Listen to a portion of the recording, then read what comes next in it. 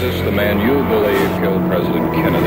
I think we have the right man. He was cuffed, fingerprinted, booked for murder. Does he confess anything? No. Did you shoot the president? But before he could be tried, I don't know what this is all about. before he was found innocent or proven guilty, Lee Oswald has been shot. he was silenced forever. The world may never know the truth about the crime of the century. Now his case goes to court. Is he innocent or guilty? A&E presents The Trial of Lee Harvey Oswald. Hello, I'm Bill Curtis. For years now, in books, on talk shows, even on Capitol Hill, large numbers of Americans have argued that Lee Harvey Oswald did not kill President Kennedy. But since he too was murdered, Oswald himself never had a chance to maintain his innocence in a court of law. In this fourth installment of the trial of Lee Harvey Oswald, attorney Gerry Spence will try to convince a jury that indeed Oswald was innocent. The witnesses will be who they say they are.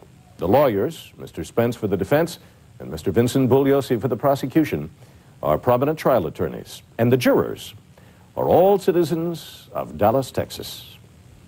Mr. Spence, if you'd call your first witness. Call Bill Newman, please.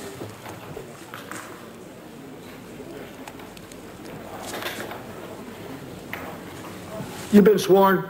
Yes, sir. If you would, please have a seat right over here, Mr. Newman.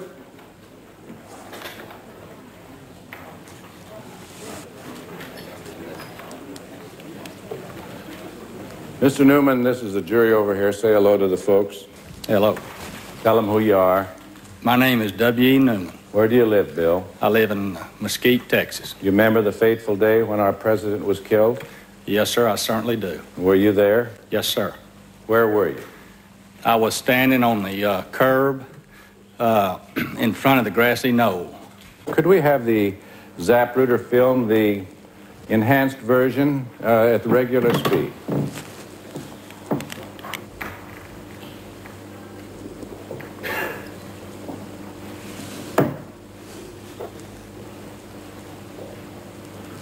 Now, just tell the jury in your own words what happened. Well, sir, we were standing along the curb on Elm Street, and as the president's car come towards us, probably 200 feet or so from us, we heard a boom, boom, like that. The president sort of throwed his arms up, and we thought at that time maybe someone had thrown firecrackers or something beside the president's car. As the president's car came closer to us, we could see that something was wrong, that Governor Connolly, I could see the blood on his shirt, and Governor Connolly's eyes protruding. And the president was looking into the crowd of people. He was moving his head about and looking into the crowd of the people. And just as the president's car got directly in front of me, and the president was probably 15 feet away, boom, and the side of his ear flew off, and just bits and pieces flew off. I can remember seeing just a white flash and then the red, and the president fell across the car as if you'd hit him with a bat. He fell across the car and back into Mrs. Kennedy's lap. I turned to, I remember her saying, "Oh my God, they've shot Jack." Who was her? Mrs. Kennedy. And then... You were that close you could hear it? Yes, sir, I was as close as from where you're standing to myself, from the president, when the third shot was fired. That time I turned to Gail and I said, "That's it, hit the ground." And we hit the ground because we thought we were in direct line of fire at that time. Where did you think the shots were coming from? Sir, I thought the shots were coming from directly behind. And where would that be on this exhibit?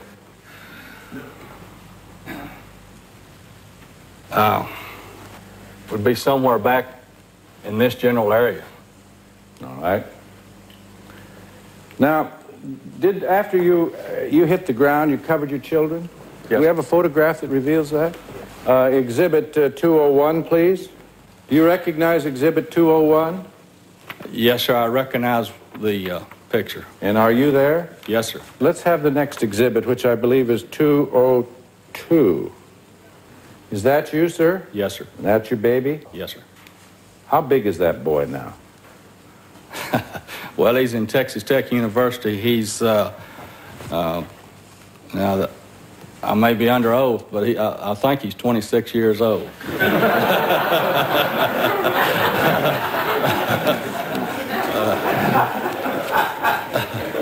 You may examine.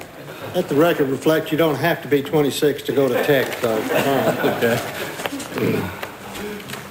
Mr. Newman, you believe the shot to the president's head was the last shot. Is that correct, sir? Yes, sir, I do. Now, I take it, Mr. Newman, that there was a lot of panic and confusion after the shooting. Is that correct? Yes, sir. People were running around. It was Yes, almost mass hysteria. Is that correct? Yes, sir. And even at the time of the shooting, you were in fear for your own life and your family's life. Is that correct? After the third shot was fired, yes, Okay. sir.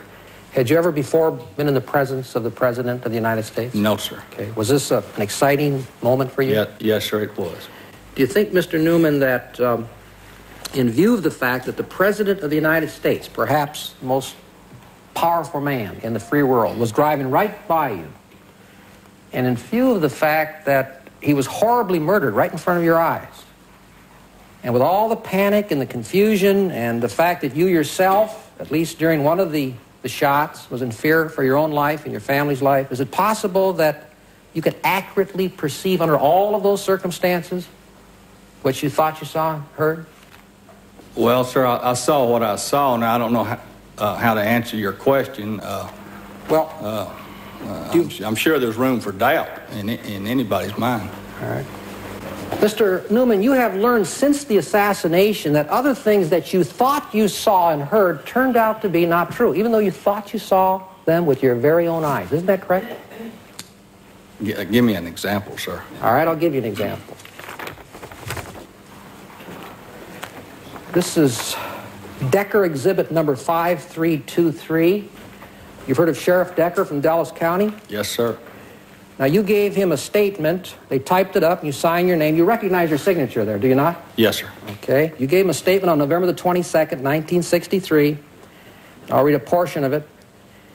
We were standing at the edge of the curb looking at the car as it was coming towards us, and all of a sudden there was a noise, apparently gunshot. The president jumped up in his seat, and it looked like what I thought was a firecracker had went off, and I thought he had realized that it was just like an explosion, and he was standing up. Did you sign your name to that document? I signed my name to that document. You're aware that President Kennedy never stood up in the presidential limousine. Is that correct? Yes, sir. Thank you, Mr. Newman. No further questions. Thank you. Thank you very much. Do you want to tell the folks? Just a minute, if you don't mind, he would appreciate it if you'd stand up and ask Yes, the question. yes. Thank you. Would you mind telling the folks in the jury what the circumstances were of you having written that document about the president standing up? The part about the president standing up, the president did come up in his seat. And, of course, at that time I was pretty upset and excited myself, and I may have said the president stood up when all he in reality did was throw his arms up. That's all. Thank you very much, Mr. Thank Newman. you. You may step down. Call your next witness. Tom Tilson, please. Tilson, please. You'd come forward. Well, Mr. Tilson, how are you? Fine. Just give me your hat.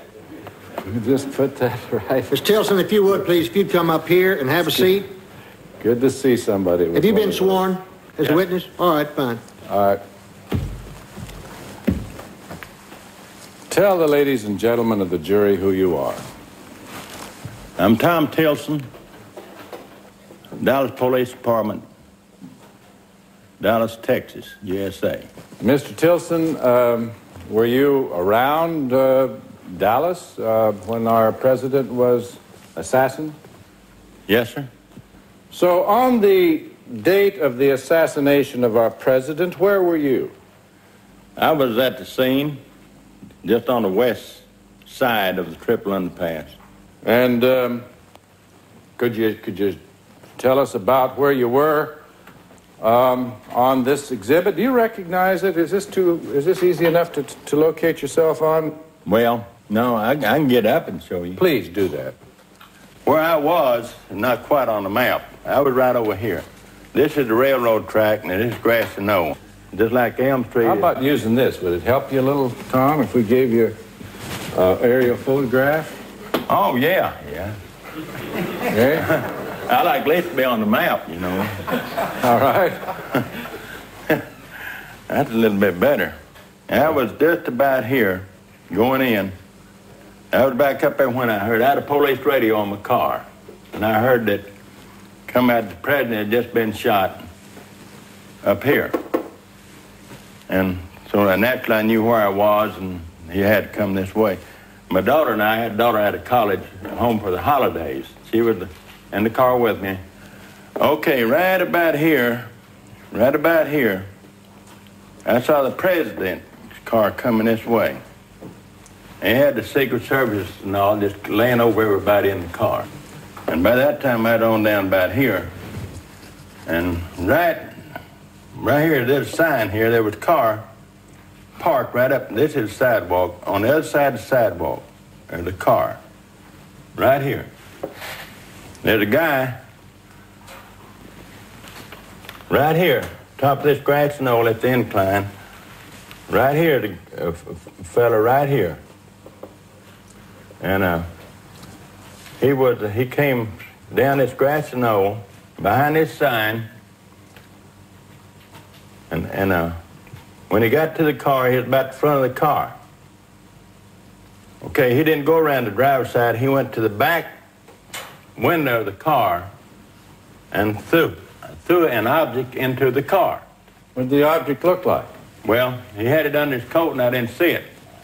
And he came back to the front of the car and went around the front of the car and got into the driver's side. Then he'd come back off the curb into the street. The president's car had already gone. And he came on over here. This concrete right here gives out because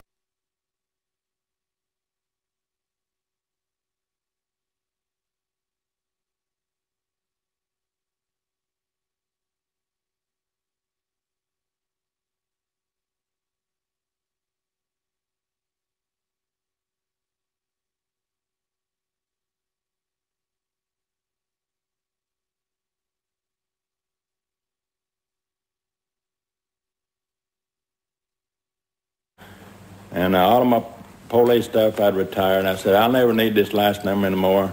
But I threw it out in the trash can with a whole bunch of other trash. But it was an historic piece of evidence, and certainly the most important murder case ever in this country, and one of the most important murder cases in the history of mankind. And you had enough room in your home. You didn't have to throw that piece of paper away, did you? No, because I held it a while and looked at it and thought. I said, well, homicide didn't care about it. FBI didn't care about it. CIA didn't care about it. And it's been all these years. Why keep it? You never once called Dallas Homicide to find out, did you, Tom, whether they had followed up on what you had... No, I didn't dare go in the office. I didn't have a white hat. Thank you very much, Tom.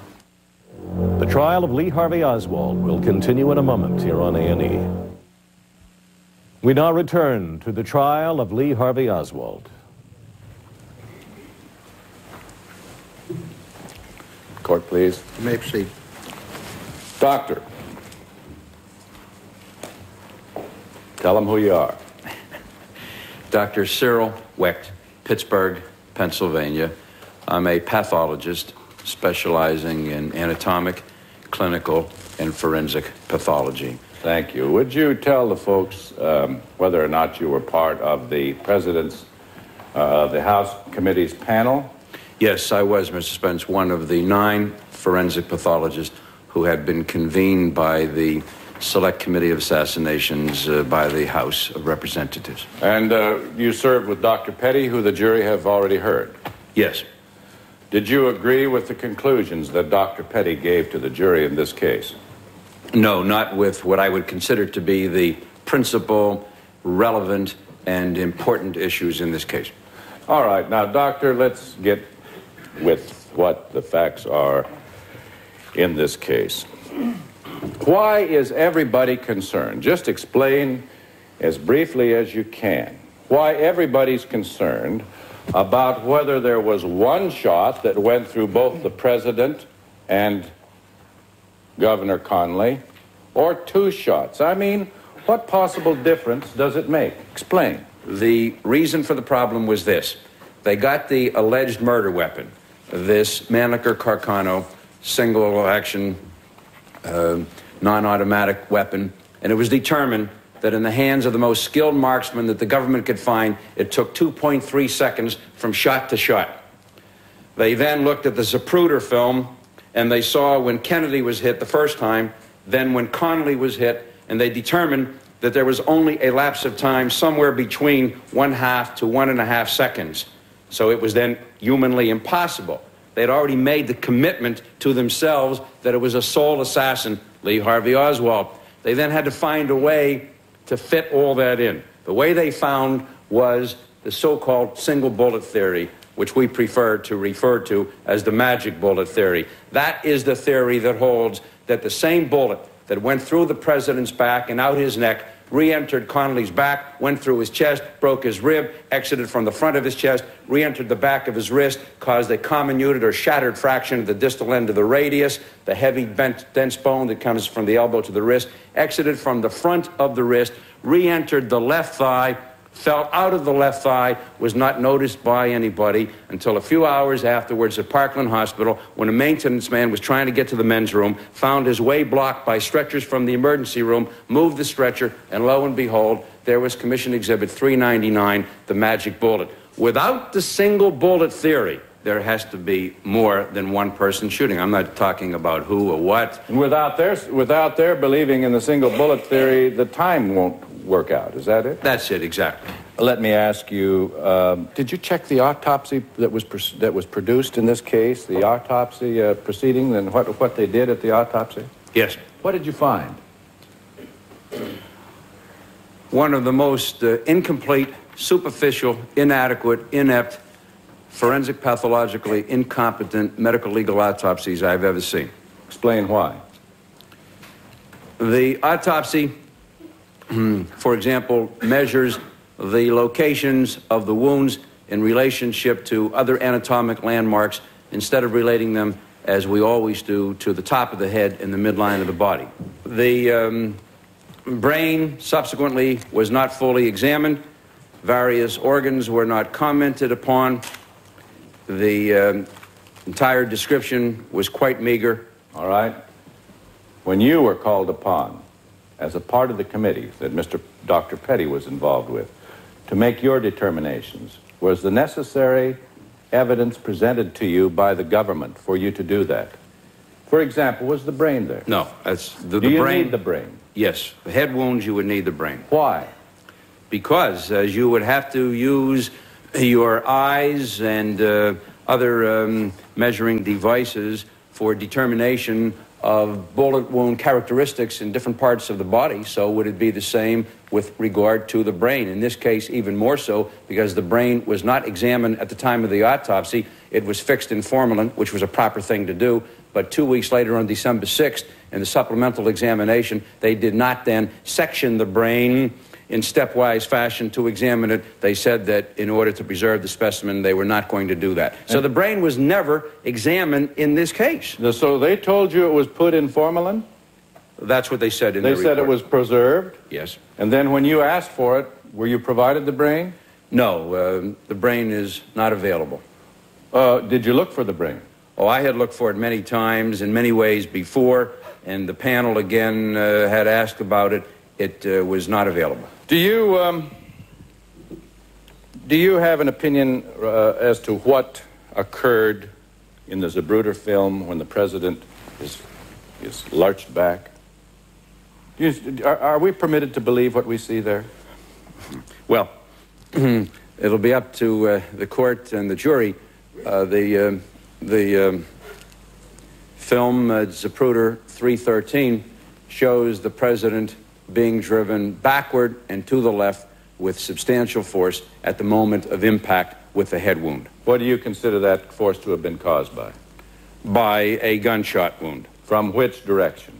Well, the directionality in terms of the movement would be most consistent with a shot from the right side. Show the jury with your finger. If I am President Kennedy and I am moving down Elm Street and I'm shot in the head with a high-speed velocity long gun and I go backward and to the left like this, that is most consistent with a force of substantial nature coming in from the right side, the jury being in that area of the right side. Would that be driving consistent? me backwards? Would that be consistent with a shot coming from the grassy knoll? Yes, it would be. You may examine.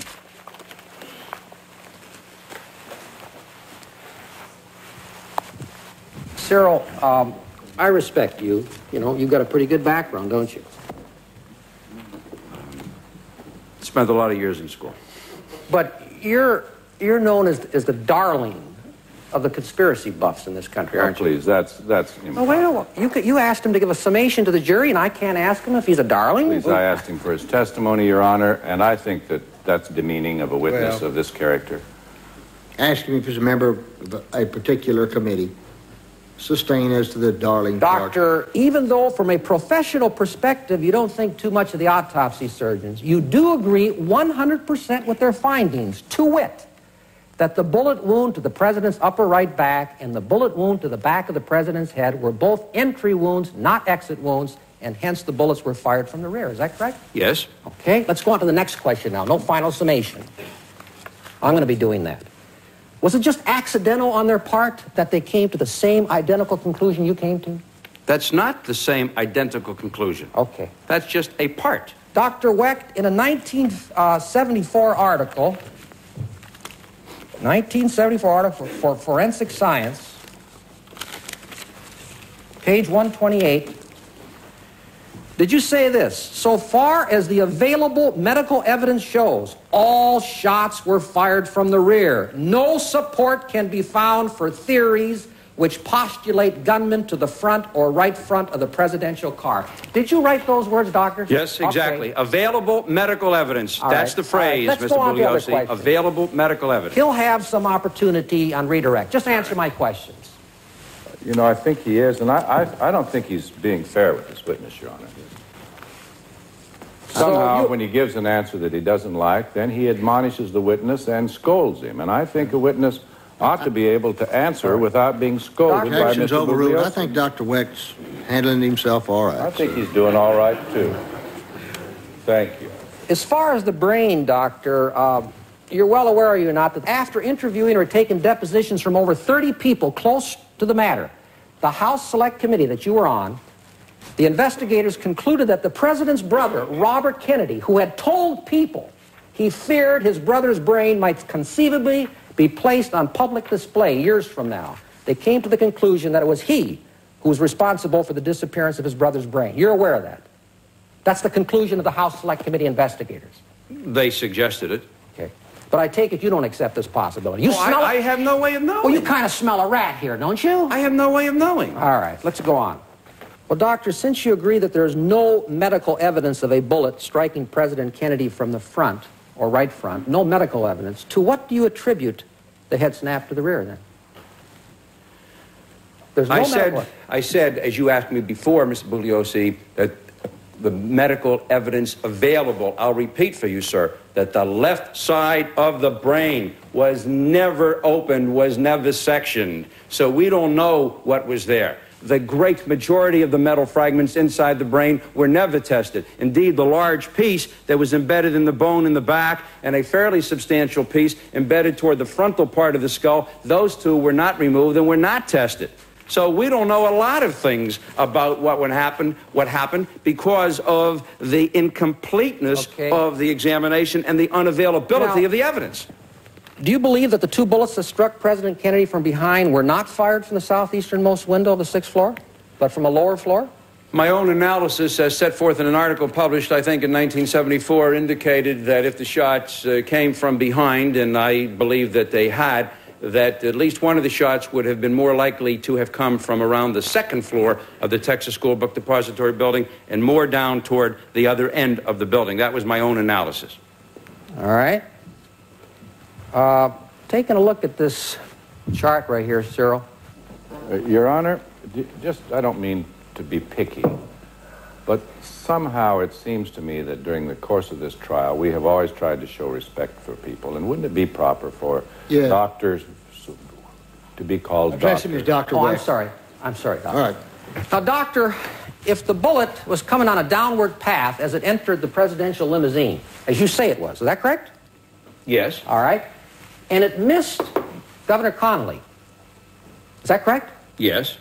Why didn't it hit the driver of the car or do any damage to the car, Doctor? A couple of things.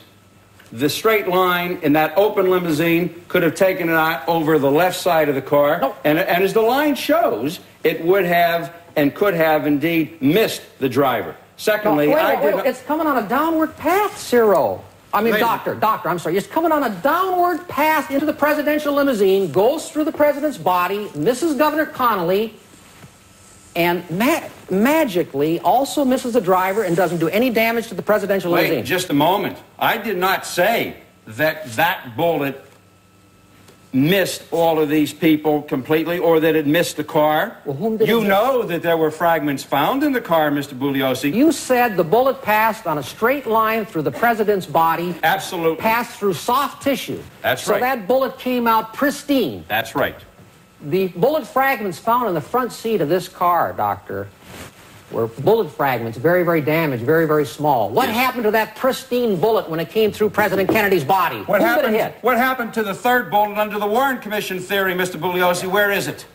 You're asking me to be responsible for the bullets in this case? I want to know what happened to your bullet, I'm Doctor. asking you what happened to the third bullet of the Warren Commission report. Yeah, you don't want to answer my question. Doctor. No, please. I don't have. I can't tell you where all the bullets are. Doctor, I didn't conduct the investigation. Yeah, the prosecution has its own magic bullet, okay? Mr. Bugliosi, now, please. Dr. Weck, I'm going to ask you, please. I know that we've got some time constraints, but both of you sure like to talk at the same time, and Mrs. Zahn is still working for the court, and she can't take you both. So let's just slow it down just a little. Okay? Dr. Weck, you've suggested, Doctor, that maybe the bullets that entered from the right front, if there were any bullets from the right front, were synchronized, right? That at the very moment that the bullet was fired from the rear, someone else may have fired from the side or the right front. Is that correct? Yes. A bullet, sir. Yeah. A now, bullet. how would the synchronization have taken place, Doctor? Oh, that's very simple. Was someone looking at a stopwatch with a rifle and also looking through the crosshairs? You can do it according to a point in time. You can do it from a prearranged signal. You can do it with a stopwatch. So they would be looking at the stopwatch and holding the rifle and at the same time looking through their sights. Is that correct? In whatever way it's done, I haven't done much shooting like that recently. Have you thought about it, Doctor? Yes, I've thought about it. Because... Not a problem. Okay, not a problem with the right kind of watch and shooting with a good weapon, not a problem. Because it would have had to have hit within 1/18th of a second. Is that correct? Yes. You agree with that? I agree. Well, not necessarily with 1/18th, but I agree within a fraction, and a small fraction of a second. Yes, I do agree. Extremely, extremely remote. Isn't that right, Doctor? I would say that it is a remote possibility, but a physical possibility to be considered. Okay. Well, Doctor, by definition, it seems to me that you are saying that if the other 8 pathologists disagreed with you, and they did, is that correct? Yes. Okay. Seems to me, Doctor, that by necessary implication, they are either hopelessly and utterly incompetent or they deliberately suppress the truth from the American public. Is that correct? There is a third alternative, which would be a hybrid, to some extent, of the deliberate suppression, sir. To some extent, a subconscious desire not to injure or aggrieve the government, from whom they look for various research grants and appointments and lectureships at the Armed Forces Institute of Pathology and a variety of other... Who are some of these other doctors? Aren't they doctors of good reputation and standing in the medical community? You bring them here, sir, and present them to the jury. I can only present my testimony, show the pictures for His Honor and the jury. You bring the other 8 in and let them present their views. So of the 9 pathologists, Dr. Weck, you're the only one that had the honor and the integrity and the professional responsibility to tell the truth to the American people. Is that correct, Doctor? I'll prefer to put it this way. I'm the only one who had the courage to say that the king was nude and had no clothes on. Yes. No further questions. All right, to redirect, thank you. Just a couple of questions, Dr. Wecht.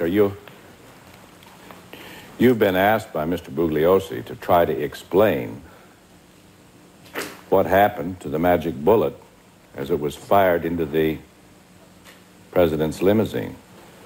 Do you even believe that the magic bullet was fired into the president's limousine? I have much doubts about where and when that bullet was fired, how it was found at Parkland Hospital, and how it may relate to other individuals who played a key role in this case who were seen at Parkland Hospital that afternoon. Are you aware of the fact that Mr. Ruby, Jack Ruby, was at the Parkland Hospital that afternoon? Yes, I have Mr. Ruby very much in mind.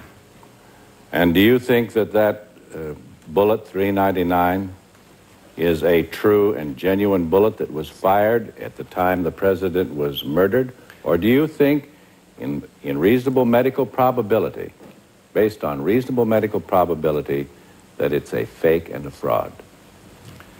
I have much doubt as to whether that bullet went through any of the individuals that day. If it did, it would be consistent only with a bullet having gone through the president's neck. It would not be consistent with a bullet that would have destroyed 4 to 5 inches of the governor's rib and caused a comminuted fracture of the governor's wrist. No further questions. Thank you very much, Dr. Wecht. The trial of Lee Harvey Oswald will continue in a moment here on A&E. In addition to the dramatic testimony being given by the witnesses, you are watching two of the most distinguished attorneys in the United States. Defense attorney Gerry Spence has lost very few cases in his career. His most notable clients include the family of nuclear worker Karen Silkwood and former Philippine First Lady Imelda Marcos. Vincent Bugliosi first won fame when he successfully prosecuted mass murderer Charles Manson. Both are renowned for their skillful tactics during the cross-examination of witnesses. Mr. O'Connor, tell the ladies and gentlemen of the jury who you are. My name is Paul K. O'Connor. I was from Gainesville, Florida. Would you tell the ladies and gentlemen of the jury what you were doing when you were 21 years old? Yes. What were you doing? I was a hospital corpsman, United States Navy, and I was stationed in Bethesda, Maryland. At Bethesda Hospital where the president was brought? Yes, sir. Were you present when they brought the president in? Yes, sir. And would you tell the ladies and gentlemen of the jury what your duties were at Bethesda Hospital at that time? Well, I worked with a partner. We assisted in postmortem. My job in a postmortem was to remove the deceased brain. Are you just a little bit nervous? A little bit. Well, I don't blame you.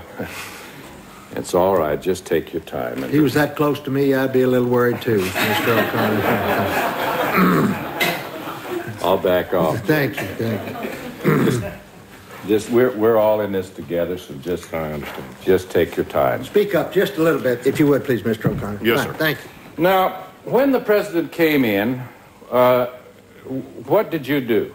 The casket came in at approximately 8 o'clock in the evening.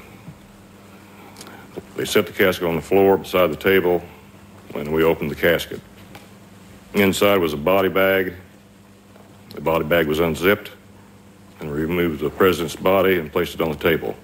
Did you help do that? Yes. Did you have your hands on him? Yes. At what part of his body, sir? His shoulders. All right, you were at the head end. Yes. Well, now let's just describe to the ladies and gentlemen of the jury what you were prepared to do. What were you prepared to do? Prepare the body, to remove the brain. And you were prepared to remove the brain? Yes. And would you tell the jury how that's done, please? In order to remove a brain from a deceased person, you have to make an incision that goes from ear across the top of the head to ear. Then the scalp is slowly peeled back until it's hooked under the chin on the front. The scalp is retracted in the back the same way. You then cut the temporal muscles on both sides. You have two sets of muscles on both sides called temporal muscles. They're cut. Then I used a saw and sawed completely around the top of the cranium. And then what, sir? You take a small chisel and you pry the cranium loose and open up the top of the skull where you have the dura mater, which is a tough, fibrous membrane that covers the brain. That's then cut with a pair of scissors all the way around, close to where you've done the cutting with a saw. That exposes the whole top of the brain. At that time, you reach in very gently with your left hand, and you pull up the front of the brain and cut the optic nerves and other nerves and veins and arteries that hold and support the the brain in the cranium.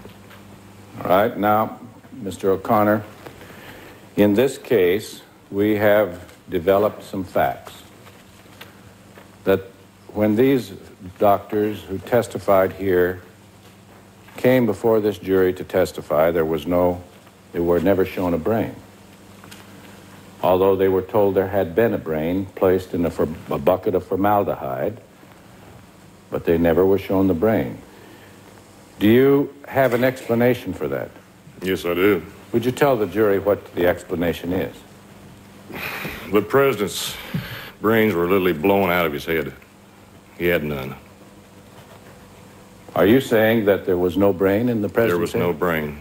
There were pieces of brain matter that were inside the cranium, just macerated pieces.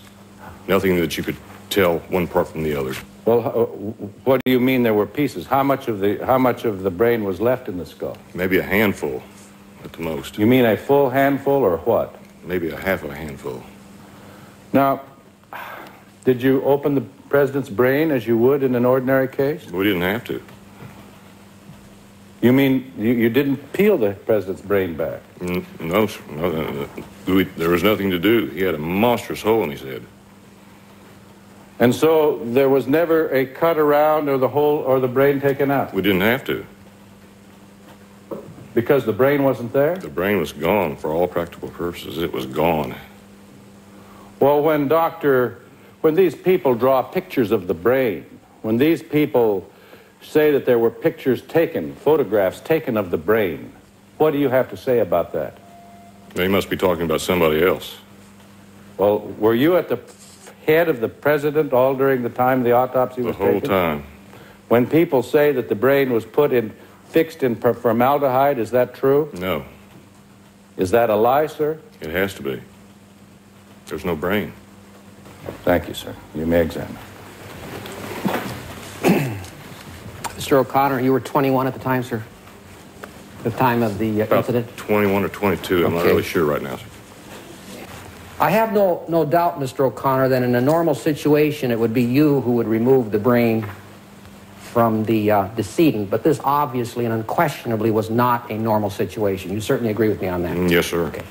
Is it possible then that the autopsy surgeons would have done this, as opposed to you, in this situation, since it was so unusual? Well, they did most of the mundane jobs that we did that night. Okay. But they did not remove the brain from the body? There was no brain to be removed. The official autopsy report in this case, Mr. O'Connor, dated November the 22nd, 1963, states on page 4, the brain is removed and preserved for further study following formalin fixation. Also, from the surface of the disrupted right cerebral cortex, 2 small, irregularly shaped fragments of metal are recovered. These measure 7 by 2 millimeters and 3 by 1 millimeter. These are placed in the custody of agents Francis X. O'Neill, Jr. and James W. Siebert of the Federal Bureau of Investigation, who executed a receipt therefor. Now, Mr. O'Connor, 3 surgeons signed their name to this autopsy report. Are you saying that none of these things happened? Not to my knowledge, they didn't. Okay.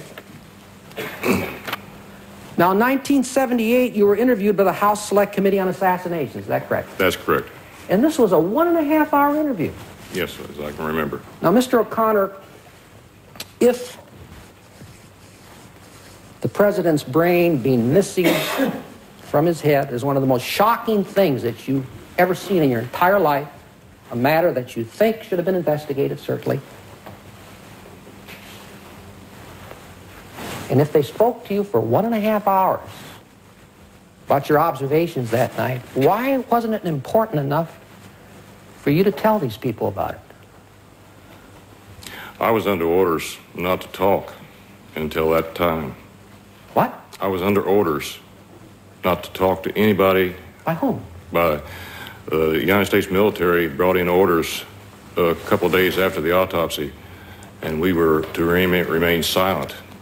But you talked to them for 1.5 hours. You told them all types of things in that document. I received permission from the Select Committee on Assassinations to talk to the Secretary of Navy and Secretary of Defense. Paul, when I first asked you this question over the phone, did you tell me the reason I never told them is they never asked me? Well, they didn't ask me. And that's why you didn't tell them? Yes. So in other words, Mr. O'Connor, even though this is one of the most shocking things that you've ever seen, and you're going to remember it to the day you die, and you feel this matter should have been investigated, if those investigators from the House Select Committee didn't ask you the magic question, by golly, you're not about to tell them it. Is that correct? No, sir. I only answered what I was asked, and that was it. I see. Elaborate. Thank you. No further questions. Fine. Thank you, Mr. O'Connor. You may step down. Thank you, Your Honor. The trial of Lee Harvey Oswald will continue in a moment here on A&E. We now return to the trial of Lee Harvey Oswald. Next witness I'm calling as an adverse witness, James Hosty, please. All right. Mr. Hosty, have you been sworn? Yes, sir. Fine, thank you. If you would, please, sir. If you just come up here and have a seat. That's Hosty. Hosty, thank you. I'm sorry. I apologize. Mr. right, Hosty, thank you. They My call me fault. Burton a lot, so we'll get along fine. Thank you. Good. You're a former FBI agent. I'm a retired agent, that is correct. Were you the FBI, working for the FBI in Dallas in 1963 when I was. Our president was assassinated? I was. Now, you received a note in November 1963 from Mr. Oswald, didn't you? Indirectly, yes. After the president's assassination, but before the Warren Commission met, you were told by the FBI to destroy that note, weren't you? After Oswald was killed, and 10 days to 2 weeks before the Warren Commission was even announced, I was ordered to destroy it, yes. And who told you to destroy that note? I was told by the agent in charge, Gordon Shanklin. He handed it to me. He said, "Here, I don't ever want to see this again." And as a result of that, what did you do? I got rid of it. I destroyed it. Now, you had some other memorandums, too, didn't you, that were destroyed? The memorandum was explaining how I came into possession of the note. And isn't it true, Mr. Posty, that you were told by your superior, Mr. Shanklin, to get it out of here, quote, "Get it out of here, I don't even want it in this office, get rid of it"? That's correct. And as a result of what he told you, did you get it out of there and get rid of the note? That is correct. Does the FBI generally destroy evidence? That wasn't evidence because Please, with just answer Oswald my dead, question. Does the FBI generally destroy evidence? after the trial is over with, yes, we do. Thank you. You did go to visit, in the course of your duties as a loyal officer of the FBI, you did go to the residence of Mr. Oswald to talk to Mr. Oswald prior to the assassination. Isn't that true? That's not true. You did talk to Mrs. Oswald. Correct. November the 1st. And after the assassination, do you know whether or not a notebook of Lee Oswald's was discovered? Yes, sir. I personally found it among his effects. And was your name in it? The name of James P. Hasty, H-A-S-T-Y, was found in there. All right. He was having trouble. He had trouble. That's why we call it Hosty. All right. And so And so, Mr. Hosty, your name, address, at least license plate number? Their license plate number was incorrect, but it was very close. It was one digit off. And your telephone number? The office number, right. We're all in Lee's notebook. That's correct. Now, when this notebook was presented by the FBI to the Warren Commission, that page was deleted, wasn't it? Not that page, no, sir, just the one item, the one reference. It wasn't, my name didn't take up a whole page, it was part of a page. So they took that out, didn't they? It was left out. Thank you. I believe you told me that your investigation of Oswald revealed he was far too unstable for any professional intelligence agency to have used him in any way. Is that correct? That would be true. All right. Now, about the tearing up of the note from Oswald, I believe you told me that when you spoke over the phone, that you were ordered to do it because your superiors were afraid that J. Edgar Hoover, you were afraid of his wrath. He was a tough little cookie. I learned that just recently, Okay. Yes, sir. They were afraid that if Hoover found out that Oswald had threatened an FBI agent and the Secret Service was not notified of this before President Kennedy came to Dallas, Hoover would explode. Is that correct? The letter did not threaten me. There was no threat in the letter. Wait a while. But I'm saying that the reason you were ordered to destroy the letter is your superiors felt that if Hoover found out about it, he would be extremely upset. If he found out about the fact that we'd had any contact with him prior to the assassination, they didn't want that even out, right? No, wait a while now, Mr. Holmes. There was no threat involved. Well, Mrs. Fenner, the FBI receptionist, recalls the note as reading that Oswald would blow up the offices of the FBI and Dallas Police Department if you didn't stop bothering his wife. She's given 3 different versions. Okay. Which one do you want? Well, that's one of them. Is that correct? That's my understanding. Okay. So basically, you and your superiors, I think you told me this, everyone was trying to avoid being blamed for not having prevented the assassination. Isn't that correct? That could be, yes. Okay, let's go on. Concerning your name and address being removed from Oswald's address book, what, if anything, did you find out about that? I found out that one of the agents from the New Orleans office had left it out. He thought he was doing me a favor. Okay. He had not consulted with me, and I was not aware of it. Clearly improper on his part. Definitely. Okay. You told me when we spoke that you felt that the FBI had made you the fall guy in the assassination. Is that correct? Absolutely. Mr. Hosty, the charge has been made, I'm not saying it's valid, that Oswald was a dangerous enough person for you to have alerted the Secret Service about Oswald before President Kennedy came to Dallas. The only thing that we could tell the Secret Service was a direct threat to the president. He made no direct threat to the president, therefore we could not tell them. Thank you.